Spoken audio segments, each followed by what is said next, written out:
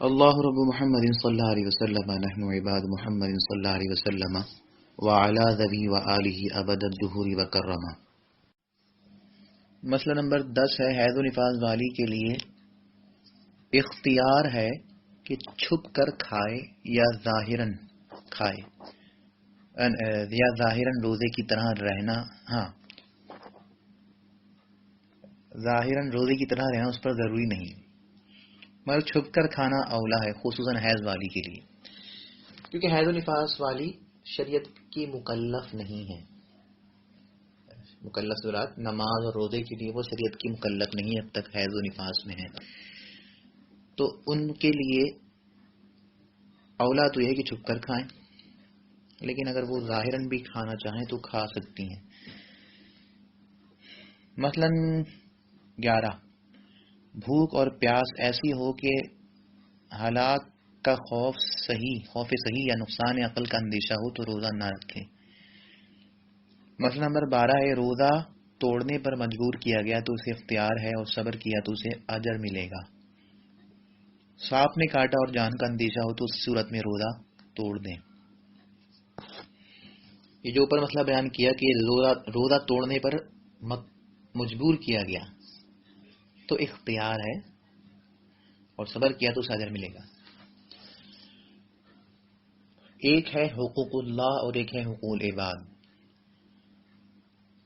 اگر بلکہ یہاں حقوق العباد کی بات بھی نہ کریں، یوں کہیں ایک ہے کہ جو خالص حقوق اللہ ہیں، اور ایک ہے کہ جس کا تعلق آدمی کی اپنی ذات سے ہے اور وہ مباح مخصوص صورتوں میں مباح ہو جاتے ہیں۔ مثال کے طور پر کسی شخص کو مجبور کیا جا رہا ہے، مجبور سے مراد کہ اتنا ماریں گے کہ بالکل لہو لہان کر دیں گے، یہ کوئی عضو کاٹ دیں یا جان سے مار دیں گے، یہ ہیں 3-4 آزار اکراہ کے۔ تو اگر اتنا مکروہ مجبور کیا گیا کہ مار دیں گے، بے حد ماریں گے، لہو لہان کر دیں گے، کوئی عضو کاٹ دیں گے، اور اگر تم بچنا چاہتے ہو تو یہ کام کر لو، یعنی یہ مردار کھا لو، شراب پی لو، خنزیر کھا لو، تو اگر اس نے نہ کھایا اور مر گیا اس حالت میں، یعنی انہوں نے مار دیا واقعی، تو گناہ گار ہوا، گناہ کی حالت میں مرا۔ اور اگر وہ یہ کہہ رہے ہیں کہ روزہ توڑو اور یہ کھاؤ، یعنی روزہ توڑنے کے لیے مجبور کر رہے ہیں، اب وہ صبر کرے اور ان کی مار سے مر جائے، اب اسے اجر ملے گا۔ یعنی حقوق اللہ کے لیے اگر آدمی اپنی جان دے دے تو اس پہ اجر ہے، جہاں حقوق اللہ نہیں ہے تو ایسی حالت میں، اتنے اکراہ کی حالت میں تو شریعت نے بھی اجازت دی ہے۔ صرف اس ایمان وہ کسی بھی حالت میں معاف نہیں ہوتا، آدمی کتنا ہی مجبور کرے، بس زبان سے اداکاری کرنے کی چھوٹ دی جاتی ہے کہ آپ زبان سے کفر بک دیں اپنی جان بچانے کے لیے، وہ بھی آپ کو اختیار ہے، اور اگر آپ نہیں کرتے، عزت کا سودا نہیں کرتے، بہت اچھی بات ہے، اجر ملے گا۔ حقوق اللہ کے لیے اگر آپ اپنی جان دیتے ہیں تو آپ کو ثواب ہے، اور اگر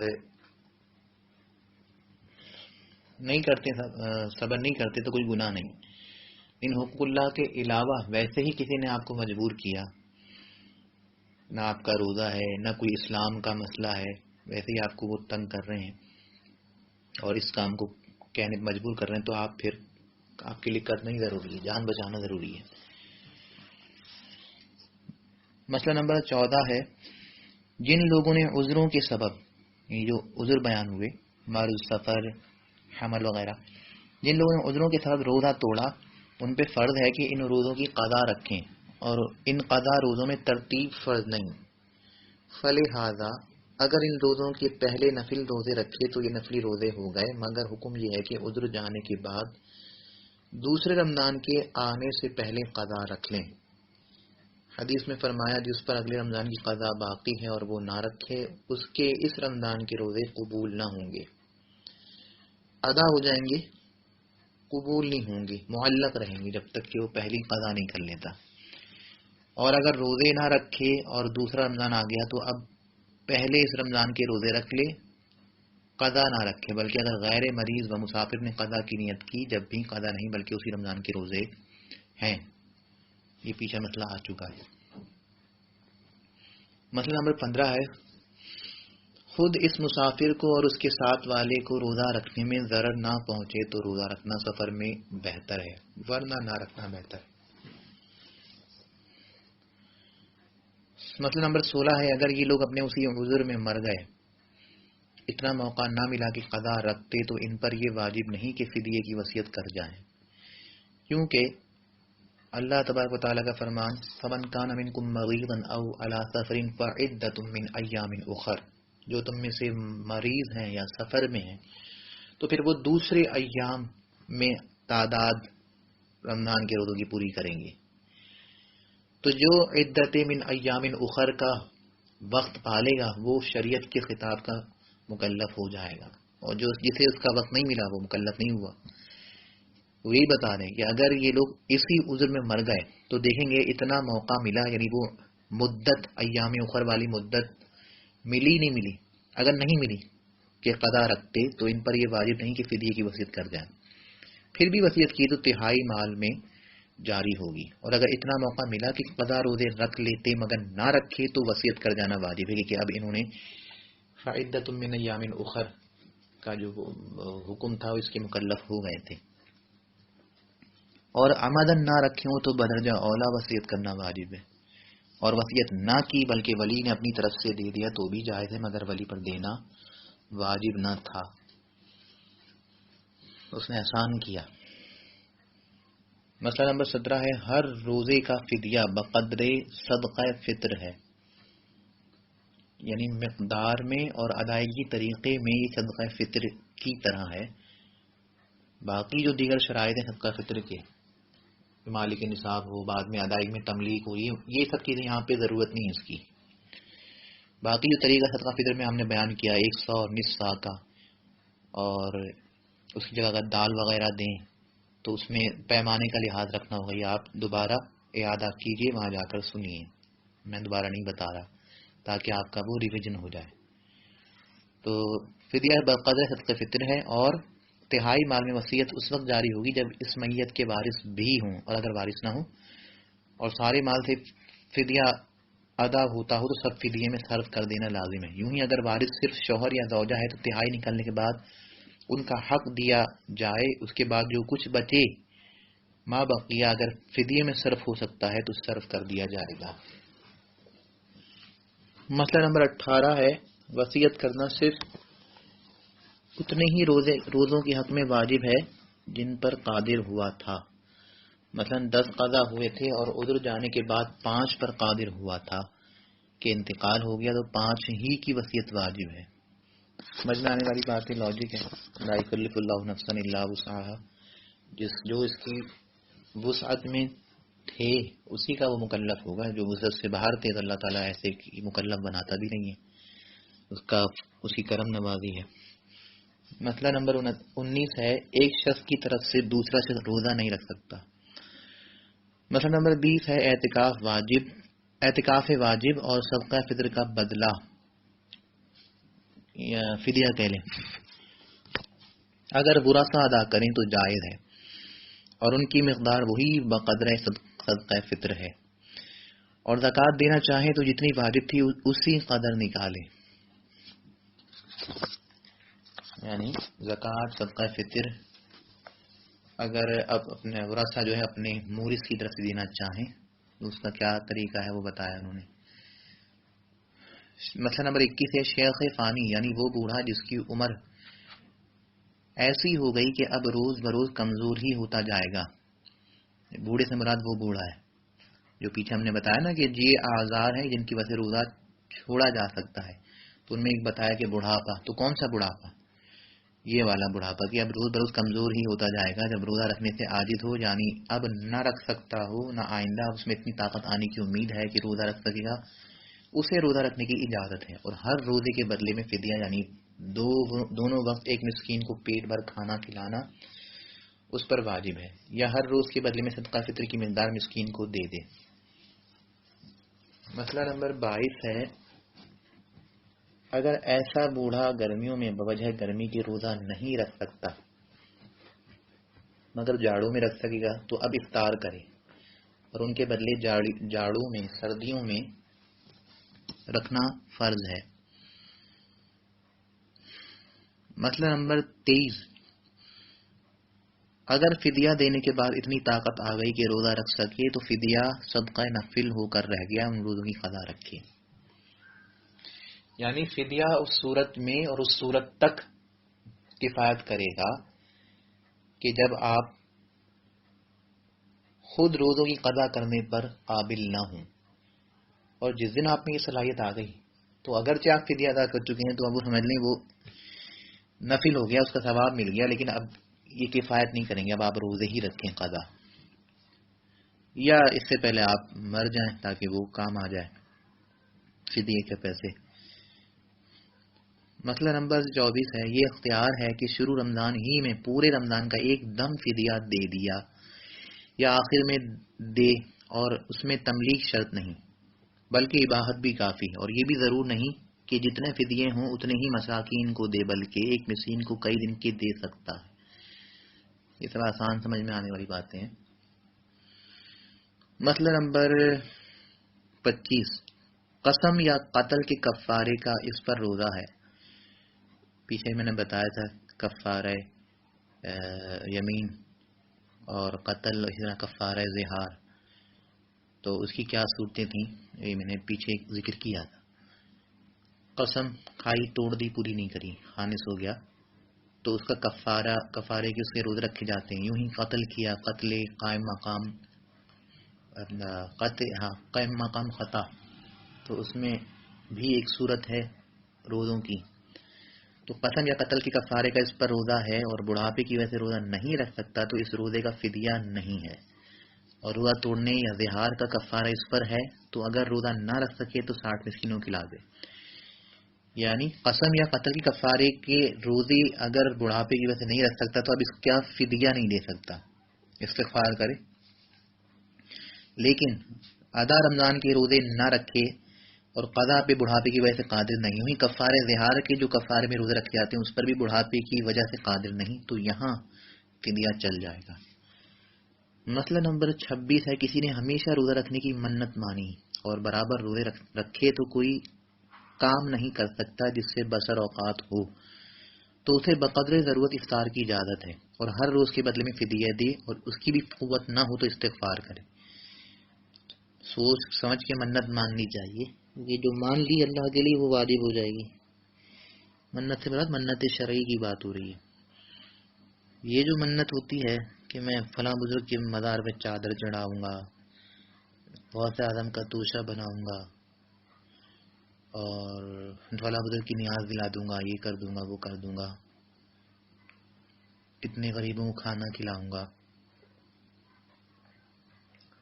یہ نہیں، لنگر کروں گا، یہ منت شرعی نہیں ہے۔ اسے کرنا اچھی بات ہے اور بہت برکات کا باعث ہے، لیکن اسے یہ منت شرعی نہیں ہے کہ اسے کرنا واجب ہو جائے۔ منت شرعی کہ آپ نے کسی شرعی کام کو اپنے اوپر واجب کر لیا، یا اللہ میرا یہ کام ہو گیا، اتنی نمازیں پڑھا کروں گا، اتنی روز نمازیں پڑھا کروں گا، یا اتنے روزے رکھوں گا، اتنی روزے رکھتا رہوں گا، یہ پھر واجب ہو جائے گی۔ اب یہ تو کرو تو ہی، یا پھر استغفار کرو۔ مثلا نمبر 27 ہے، نفل روزہ قصدن شروع کرنے سے لازم ہو جاتا ہے کہ توڑے گا تو قضا واجب ہوگی، اور یہ گمان کر کے کہ اس کے ذمہ کوئی روزہ ہے شروع کیا، بات کو معلوم ہوا کہ نہیں ہے، اب اگر فوراً توڑ دیا تو کچھ نہیں، اور یہ معلوم کرنے کے بعد نہ توڑا تو اب نہیں توڑ سکتا، توڑے گا تو قضا واجب ہوگی۔ یہ پوری وضاحت ہم پیچھے عرض کر چکے ہیں۔ مثلا نمبر 28 ہے، نفل روزہ قصدن نہیں توڑا بلکہ بلا اختیار ٹوٹ گیا، مثلا اثناء روزہ دوران روزے میں حیض آ گیا، جب بھی قضا واجب ہے۔ مثلا نمبر 29، عیدین یا ایام تشریق میں روزہ نفل رکھا تو اس روزے کا پورا کرنا واجب نہیں، نہ اس کے توڑنے سے قضا واجب، بلکہ اس روزے کا توڑ دینا ہی واجب ہے۔ اور اگر ان دنوں میں روزہ رکھنے کی منت مانی تو منت پوری کرنی واجب ہے، مگر ان دنوں میں نہیں بلکہ اور دنوں میں، یعنی عید کے دنوں میں نہیں۔ منت مانی غلط مانگی نا، عید کے دن میں نہیں رکھ سکتے، اور دنوں میں رکھے۔ مسئلہ نمبر 30، نفل روزہ بلا عذر توڑ دینا ناجائز ہے۔ مہمان کے ساتھ اگر میزبان نہ کھائے گا تو میزبان کو اذیت ہوگی، تو نفل روزہ توڑ دینے کے لیے یہ عذر ہے، بشرطے کہ یہ بھروسہ ہو کہ اس کی قضا رکھ لے گا، اور بشرطے کہ ضحوہ کبریٰ سے پہلے توڑے، بات کو نہیں۔ زوال کے بعد ماں باپ کی ناراضی کے سبب توڑ سکتا ہے، اور ماں باپ ہی کی ناراضگی میں کب تک توڑا جا سکتا ہے؟ عصر کے پہلے تک توڑ سکتا ہے، بعد اثر ماں باپ کی خوشنودی کے لیے بھی نہیں توڑ سکتا۔ مسئلہ نمبر 31 ہے، کسی نے یہ قسم کھائی کہ اگر روزہ نہ توڑے تو میری عورت کو طلاق ہے، تو اسے چاہیے کہ اس کی قسم سچی کر دے، اس کی عورت کو بچا لے، طلاق نہ ہونے دے اور یہ روزہ توڑ دے، اگرچہ روزہ قضا کا ہو، اگرچہ بعد زوال ہو۔ عورت کی زندگی خراب ہونے سے بچا لے، بلکہ اس کی بھی زندگی خراب نہیں ہوگی۔ مسئلہ نمبر 32 ہے، اس کی کسی بھائی نے دعوت کی تو ضحوہ کبریٰ سے قبل روزہ نفل توڑ دینے کی اجازت ہے، مومن کی خوشنودی کے لیے، دل خوش کرنے کے لیے، لیکن ضحوہ کبریٰ سے پہلے۔ مسئلہ نمبر 33، عورت بغیر شوہر کی اجازت کے نفل اور منت و قسم کے روزے نہ رکھے، اور رکھ لیے تو شوہر توڑوا سکتا ہے، مگر توڑے گی تو قضا واجب ہوگی، مگر اس کی قضا میں بھی شوہر کی اجازت درکار ہے، یا شوہر اور اس کے درمیان جدائی ہو جائے، یعنی طلاق بائن دے دے، اور یا مر جائے، تو ان صورتوں میں اجازت کی ضرورت ہی نہیں، مر گیا اس سے کیا اجازت لیں گے۔ ہاں اگر روزہ رکھنے میں شوہر کا کچھ حرج نہ ہو، مثلا وہ سفر میں ہے یا بیمار ہے یا احرام میں ہے، تو ان حالتوں میں بغیر اجازت کے بھی قضا رکھ سکتی ہے، بلکہ اگر وہ منع کرے جب بھی اور ان دنوں میں بھی اس کی اجازت کے بغیر نفل نہیں رکھ سکتی، یعنی نفل اس کی اجازت کے بغیر نہیں رکھ سکتی، نفل کی قضا رکھ سکتی ہے، اور اگر یہ دن نہ ہو تو پھر قضا کے لیے بھی اجازت درکار ہوگی۔ رمضان اور قضاء رمضان کے لیے شوہر کی اجازت کی کچھ ضرورت نہیں، بلکہ اس کی ممانعت بھی رکھے کہ یہ حقوق اللہ ہے، وہ حقوق العباد ہی سے تھا، اس کا اپنا حق تھا۔ اجازت صراحتاً ہو یا حکماً، یعنی شوہر سے نہیں پوچھا لیکن شوہر کا مزاج سمجھتی ہے کہ وہ برا نہیں منائے گا اور میں مانگوں گی تو وہ اجازت دے ہی دے گا، تو یہ عرفاً حکماً اجازت ہی ہے، ہو جائے گا روزہ۔ اگر شوہر ایسا کوئی مزاج کا ہے کہ بات کی وہ تحقیق کرتا ہے اور اس کی اجازت کے بعد کوئی بات ہو تو برا مانتا ہے، تو پھر پوچھنا ہی بہتر ہے، بہتر کیا ضروری ہے۔ مسئلہ نمبر 34، باندی غلام بھی علاوہ فرائض کے مالک کی اجازت بغیر نہیں رکھ سکتے، فرض روزے اس میں اجازت درکار نہیں، یہ وہ حقوق اللہ ہے، نفلی روزے حقوق العباد اس کا اپنا ایک زائد فائدہ ہے، اس لیے اس میں اپنے آقا کی اجازت ضروری ہوگی، ان کا مالک چاہے تو توڑوا سکتا ہے، پھر اس کی قضا مالک کی اجازت پر یا آزاد ہونے کے بعد رکھیں، البتہ غلام نے اگر اپنی عورت سے زہار کیا تو کفار کے روزے بغیر مولا کی اجازت کے رکھ سکتا ہے، کیونکہ زہار والا معاملہ بھی وہ حقوق اللہ سے آ جاتا ہے بن وجہ۔ مسئلہ نمبر 35 ہے، مزدور یا نوکر اگر نفل روزہ رکھے تو کام پورا نہ کر سکے گا تو مستاجر، یعنی جو کام لے رہا ہے، سیٹ کہہ لیں، مالک کہہ لیں، جو بھی آپ کہہ رہے ہیں آج کل کی زبان میں، جس کا نوکر ہے یا جس نے مزدوری پر اسے رکھا ہے، اس کی اجازت کی ضرورت ہے، اور کام پورا کر سکے تو پھر اجازت کی ضرورت نہیں۔ مسئلہ نمبر 36 ہے، لڑکی کو باپ اور ماں کو بیٹے اور بہن کو بھائی سے اجازت لینے کی کچھ ضرورت نہیں، اور ماں باپ اگر بیٹے کو روزہ نفل سے منع کر دیں اس وجہ سے کہ مرض کا اندیشہ ہے، تو ماں باپ کی اطاعت فرض ہے، ضروری ہے وہ کرے۔ ماں باپ کے بلانے پر نفل نماز میں بھی ہو تو وہ توڑ سکتا ہے، توڑ کے چلا جائے، جو انہوں نے کام کہا ہے وہ کرے، اور آپ کے اثر نو نماز شروع کرے، جس طرح نفل روزہ توڑنے کی وجہ سے واجب ہو جاتا ہے، نفل نماز بھی توڑنے کے بعد اسے پورا کرنا ضروری ہوتی ہے۔ اور اگر اللہ کے رسول صلی اللہ علیہ وسلم بلائیں چاہے فرض روزے میں ہو، فرض نماز میں ہو، حضور بلائیں توڑ کے چلے جاؤ، اور جو کام حضور فرمائیں کر کے آؤ، اور جہاں سے چھوڑا تھا وہاں سے شروع کرو. کہ نماز تو ٹوٹتی ہے کہ جب آدمی کا منہ قبلے سے پھر جائے، اور علماء نے لکھا ہے کہ جب اللہ کے رسول تمہیں بلا رہے ہیں تو تمہارا منہ قبلے سے نہیں بلکہ قبلے کی طرف، کعبے کی طرف ہو گیا، اس لیے تمہاری نماز نہیں ٹوٹی، تم نماز ہی میں ہو. نماز میں جو تم افعال کر رہے ہو وہ کن کی اداؤں کا نام ہے؟ اللہ کے رسول صلی اللہ علیہ وسلم کی اداؤں کا نام ہے. اور حضور نے کسی کام سے بلایا ہے تو تم سمجھ لو عین امر خداوندی کی تعمیل میں ہو. اللہ تعالیٰ سید عالم صلی اللہ علیہ وسلم کا سچا عشق مرحمت فرمائے.